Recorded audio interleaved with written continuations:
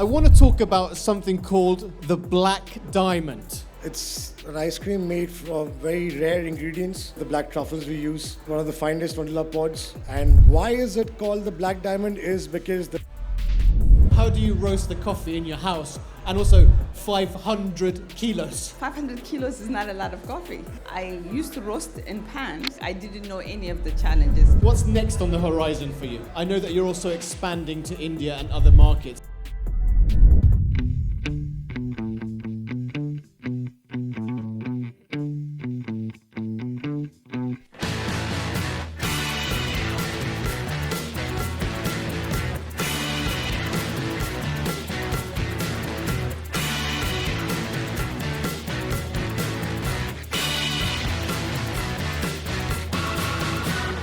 Welcome back to the Chef JKP Podcast. Now, this time we're going to talk about coffee meets ice cream. Yes, and not just any coffee and ice cream. Today on the show, recorded live at Time Out Market Dubai, I'm joined by two artisans who know their craft inside out.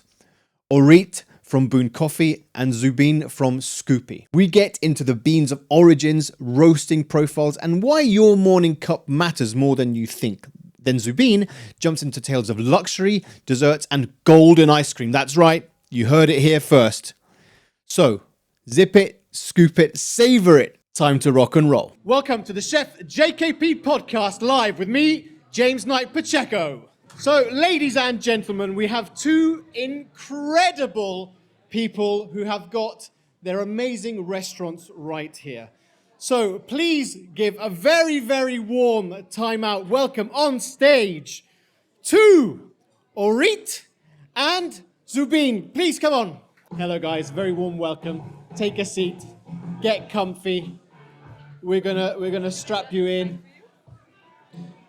So just as you're getting ready, just to give a little introduction. So Orit, you're the founder of beautiful Boon Coffee.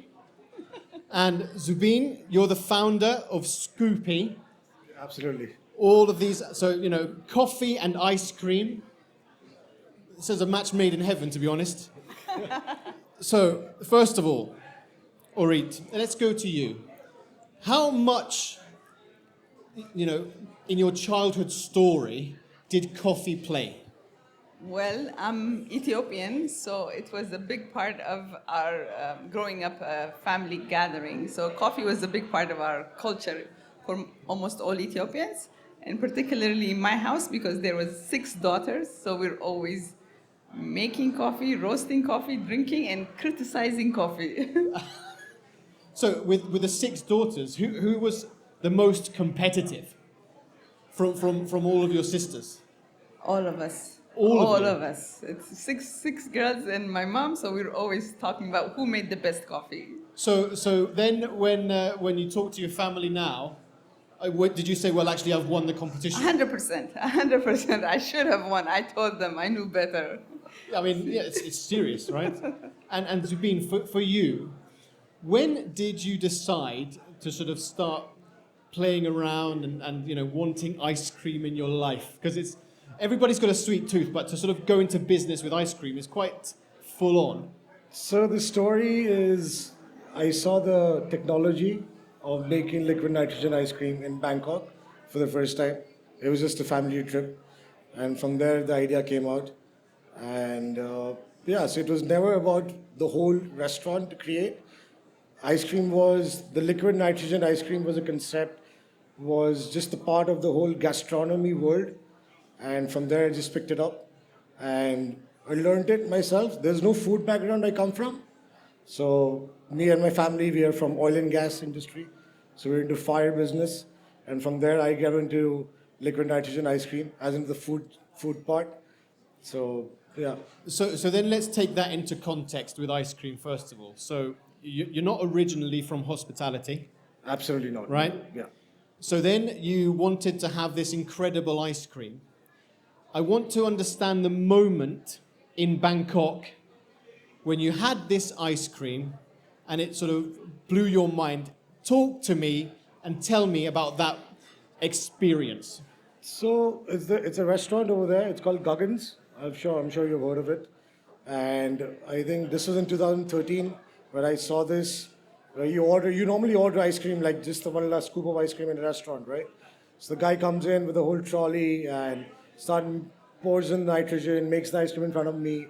So that whole experience blew me away, and that made me think that okay, this is something which Dubai or UAE doesn't have it, and I wanted to do something on my own, not join the family business, because wanted to be somewhere independent and create something on my own. So that's when the whole journey of Scoopi started. And then from there, I went to Orlando, learned it over there. For 3 months, I was there. And then I came back to Dubai. And 2014, we started the journey of Scoopi. So then tell me about your journey in Orlando. Why did you decide to go to the US and learn about ice cream and working with something like liquid nitrogen? Because it's quite dangerous. It is quite dangerous, to be honest, in the start, till you don't get your hands on it. So Orlando just happened. I was searching online, how can I do this, what's to be done. So I found a guy's name, Chef Ralph Fransland. So he lives in Orlando. So he was the only one who used to make these. So he had a food truck making liquid nitrogen ice cream over there. So I emailed him, he said, yes, you can come down. So I went to him, I learned it from him. So I was there for 3 months. I lived with him in his house for 3 months. Yeah. Wow. Yeah. And then, yeah, that's all the story is. And so Orlando was a beautiful journey because it was new for me. The person was new. I was new to him. It turned out to be a good family. And then I learned how to make ice cream. I was very fortunate that he gave me everything he had for God knows what reason, but he gave me his technology. He told me how can I do this. He taught me everything from scratch, A to Z. And then, and things went on after that. Phenomenal. Now, Orit, for you, when you first decided to go for it in business and have Boon Coffee come to life, what would you say at the time was the sort of biggest cultural or business challenge that you encountered here? Well, when I started Boon Coffee, it was 12 years ago. It was just as a roaster, and it really was about finding good coffee. It was nothing about, I didn't think it was going to be a big business. I thought it was going to be something small that I can handle while I was a stay-home mom. So while I was raising the kids, something I could do just to have really good coffee. That was my aim. So it was never about starting a business. So it grew very gradually. So the first batch of coffee I brought was 500 kilos. So it was in my house, and I was asking people to roast. And So how do you roast the coffee in your house, and also 500 kilos? that's 500 kilos is not a lot of coffee. But I used to roast in pans at home in Ethiopia. Everybody does. But I realized that, drum roasting was very different. So I actually took classes to do drum roasting, but was doing, it was really small business. So I think not knowing helped because I didn't know anybody. I was in an F&B in Dubai. I was at home with the kids. So it was almost like I didn't know any of the challenges. So starting the business, getting the name or, registering it took a while because until I figured it out, and selling took 2 years. To sell to somebody took 2 years because before then maybe the moms in the playground or something would help me out and buy 1 kilo or 2 kilo. That's it. So, and where did the name come from? Because it's quite unique. Well, I thought so too, but Boon, I'm Ethiopian, but from the east part of Ethiopia, Harar, where it means coffee. So Boon coffee actually means coffee, but it's also, so it was the first place coffee was traded in the world. So I think that name kind of traveled to the rest of part of the world too. But in Arabic, Old Arabic, the beans is also called bun. And then in English, bun is a blessing, right? Prosperity. And in Dutch, it means beans. I didn't know any of this. I just named it because it's my native language. Because also, I want to understand is that, you built up such a beautiful brand, and I understand that it's taken a long time for it to be established.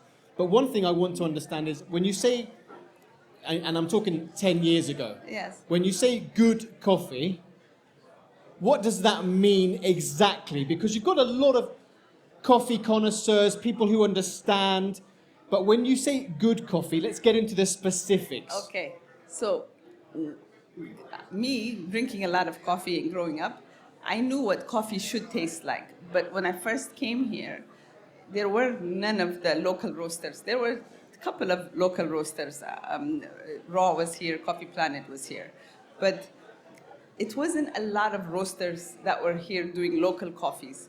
So most of the coffees at that time were coming back from Europe and being sold in the multinational cafes, which was fine, but I thought that the taste of the coffee was lost. So I drink black coffee. So a lot of the coffee was made for a lot of sugar and milk because a lot of people drank that kind of coffee. Right. So so I wanted to have nice black coffee. And I knew that sourcing it, especially Ethiopia being so close to Dubai, it did not make sense to me that coffee wasn't coming directly to Dubai. There were a lot of coffee coming back from everywhere in the world except from the source close by, like Ethiopia. So then, when you first started, getting the coffee done and all that kind of stuff, and you opened your first shop, how did the locals, take it? Because they also love coffee. Of course, it's in their blood. Did you have any disputes with any of the locals about the taste of the different coffees? At that time, a lot of locals liked coffee local way. So the roast was very different from the international types of coffee. I had a lot of conflict with a lot of people who drank dark roast coffee, like Italians. Those cheeky Italians, yes. But a lot of people just didn't understand coffee. Really, at that time, it was the beginning of the movement here. But the rest of the world was already catching up, sourcing from origin and roasting, small roasters. But at the beginning, it was kind of challenging. I had to literally sell the whole country of Ethiopia to convince people to taste the coffee. But it works now. Everybody, It paid off, yes, right? 100%. Now, Zubin, for you, there's something here that some people may or may not know, and I want to talk about something called the black diamond. Now, can you explain to everyone what this specific ice cream is, please? So the black diamond ice cream, it's an ice cream made from very rare ingredients, which is found. One is the black truffles we use. We use one of the finest vanilla pods, which is really, really expensive. We use the saffron, which is not processed. So there are certain saffrons in the market. You put it in, you'll leave the yellow color out. But this usually doesn't do that. It just gives you the taste because it's not processed at all. And of course, we use the edible gold, which is 23 karat. And it is served in a Versace bowl with a silver spoon. And why is it called the black diamond is because the black truffle is called the diamond of the gastronomy. And the idea of this ice cream came up when I was in New York, when I saw the $1,000 ice cream in Serendipity. And that's where the whole generation and the creation of the black diamond ice cream came up with. Okay, so let me just get this clear in my chef's brain, right? So the black diamond is truffle, Black truffles, right? Saffron, saffron, Madagascan vanilla, Madagascar vanilla pods, which is expensive, and the the gold leaf. the gold leaves. 23 carat. Yeah, so we use gold leaves and the gold sheets. So you get a sprinkle of gold leaves. So this is really, really minute. It's not a gold dust, but it's gold leaves. And then we put the gold sheet on the top. And this is churned with, or it's done, how do you make it? So everything is infused step by step. So first goes the vanilla. So we churn the vanilla, leave it for some time. Then we put in the truffles. So we have to make sure the truffle gets infused perfectly because we don't want the bites to come into your mouth. We only want the taste to come into your mouth. And the saffron, of course. So the saffron sticks should be seen. I don't crush them.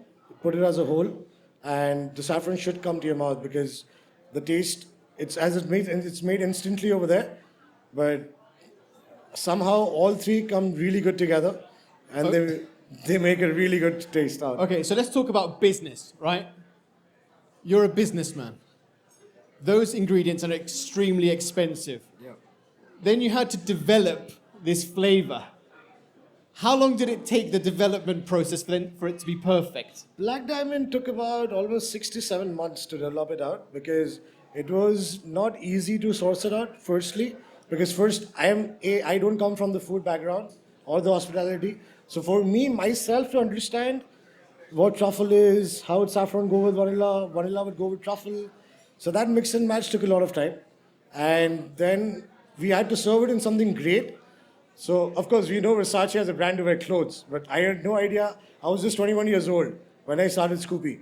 So I had no idea that it comes with a cutlery as a home kind of a thing as well.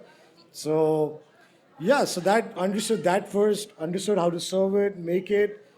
Saving the ingredients was the biggest problem because I just can't leave it out in the restaurant or the cafe just like that because it's expensive ingredients. Of course. Yeah, so that was a bigger challenge.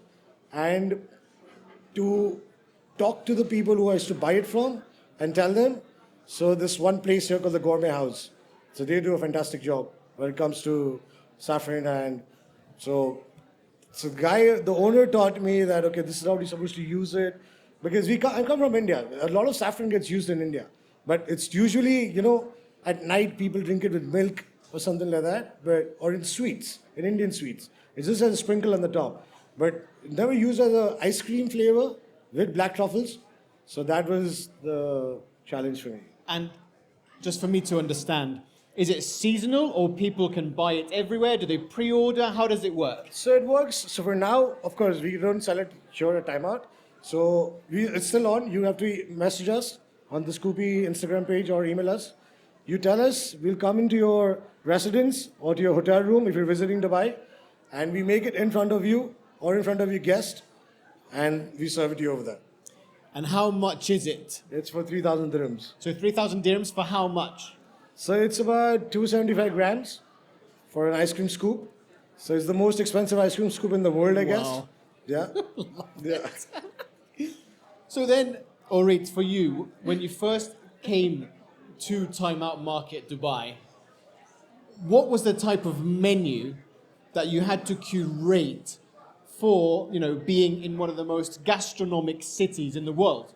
Well, coffee, but the Time Out, it was the first place we did nitro coffee because Time Out is a lot of night time besides the weekend.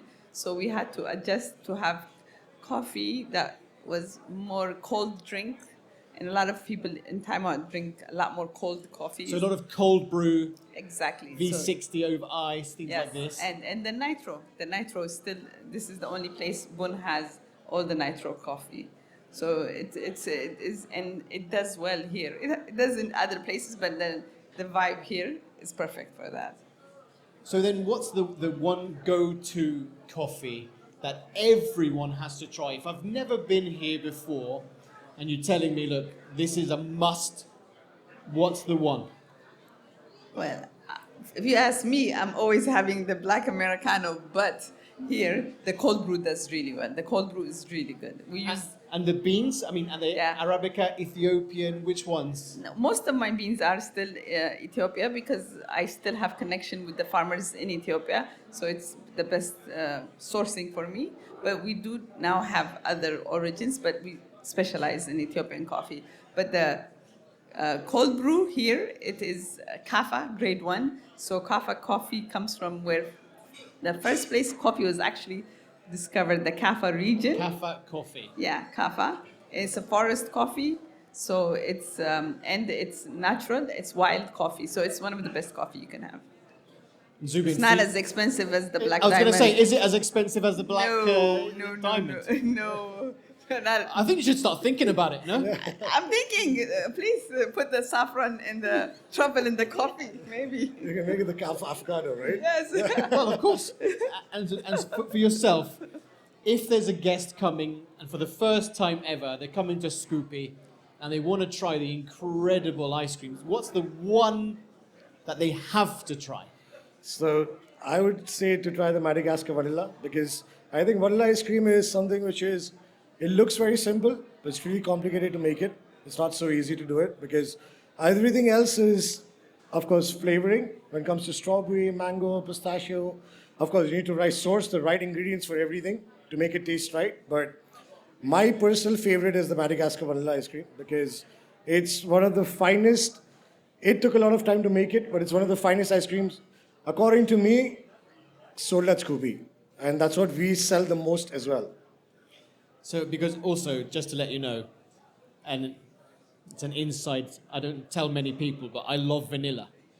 Vanilla for me as a chef is one of my favorite things. So if I'm going to a restaurant, it's not necessarily that I'm going to try vanilla ice cream, but I'll do a brulee. Yeah. But vanilla brulee, just to make sure it's technical. Correctly done. And especially Madagascan vanilla, it's one of the most luxurious and expensive and beautiful premium ingredients in the world. So to know that you have such things here is quite incredible. Yeah, of course. It's time out market Dubai. So, and being in Dubai, you have to have the greatest ingredients because people understand food here. People travel a lot, so they've been around the world. They've seen a lot of things. So to serve the best, you have to. If you want the best, you have to give the best. So. And how often do you change the flavors here? So my 12 flavors stay the same. Nothing changes in that. They've been there for the last 10 years on the menu. But we have a lot of specialities coming in and going out. Like we have banana foster. Like recently I developed a chocolate chili ice cream. Chocolate chili ice cream, which is something really great. I did a strawberry cheesecake, but it's not a regular cheesecake. It's a deconstructed one of it. Nice. So it's made, you can see that I'm actually making it live in front of you, the strawberry cheesecake. Wow. Then we have the classic banana foster, which we're reinventing now. We used to have that. We're getting back that now. We used to, I'm coming back again with the avocado ice cream, which is avocado, raspberry, Mexican chili, served with chocolate-coated Doritos. So, yeah. And Orit, for yourself, can I just ask, what excites you about the dining and the coffee scene generally in this region? Well, since COVID, everybody has become an expert in coffee. So actually, I'm always happy to see that people know more about coffee because they can appreciate our work. So the more the people know, the better it is. And since COVID, everybody is a barista. Everybody has become a barista. Yeah, I mean, you're right. I mean, during COVID, everybody became a chef, a baker, banana bread lover. There was a lot. Yes. Yeah. There was a lot. There was a lot. So then, look, if we come to the quick fire questions, first of all, Orit, I'm going to start with you. Quick fire. I think I know this one. Espresso or cold brew? Espresso. Espresso? Espresso. I thought you were going to say cold brew. No! I like hot things. Mango sorbet or pistachio and praline? Pistachio, for sure. This is for both of you, the next one. Launch day adrenaline or calm cafe mornings? Which one of the two, Orit? What's the first choice? Adrenaline of opening day. Adrenaline of opening day. All the time. And for you? Same thing, the opening day. Adrenaline. Adrenaline, yeah. All right. Now, this is again for both of you. Would you like to create something perfect or do you like to keep things classic? I would say classic. Classic? Classic, yeah. You like to keep things classic? Classic, yeah. No, I want to create something perfect. Okay. Most underrated flavor.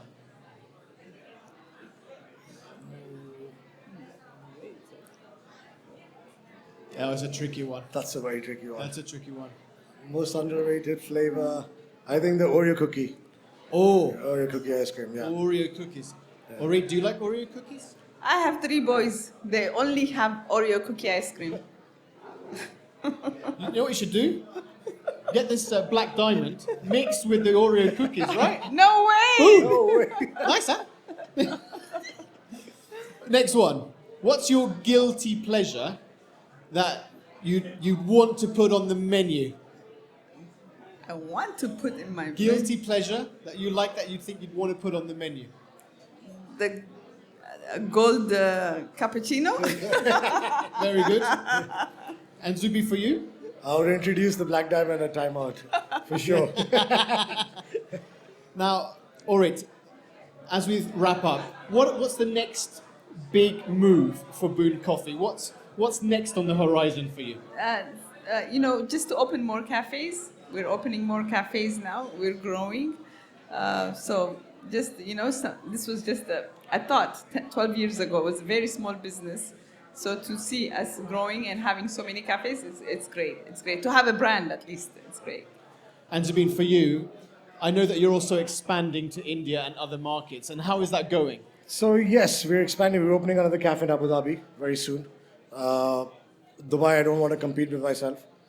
It's okay. Timeout has one. Let it be one. And we're expanding in India very soon. I think down the line, 3 months. We're planning to open about 16 cafes in India. Wow. Yeah. So Bombay, Delhi, Bangalore. Those are the 3 cities we're targeting as of now. And the work is started. We are just waiting for the signing of the contracts and everything. And then, yeah. So India is the big thing as of now.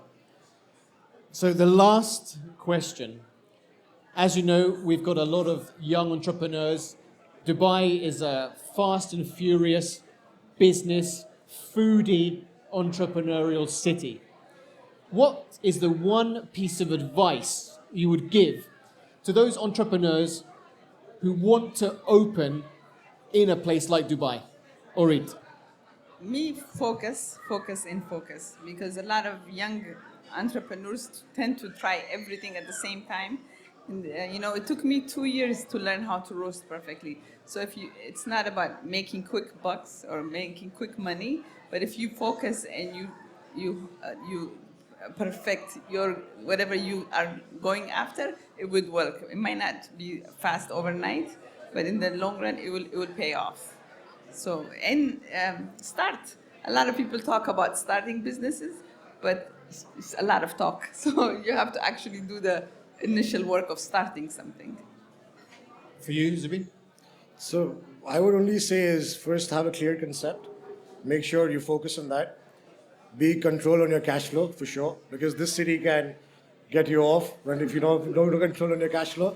Yeah. Second is location, and make sure that your purpose of getting into that industry, for example, food or opening a restaurant, make sure your purpose is correct.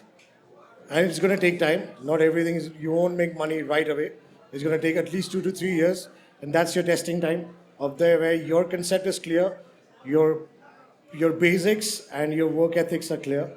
And then you can go ahead.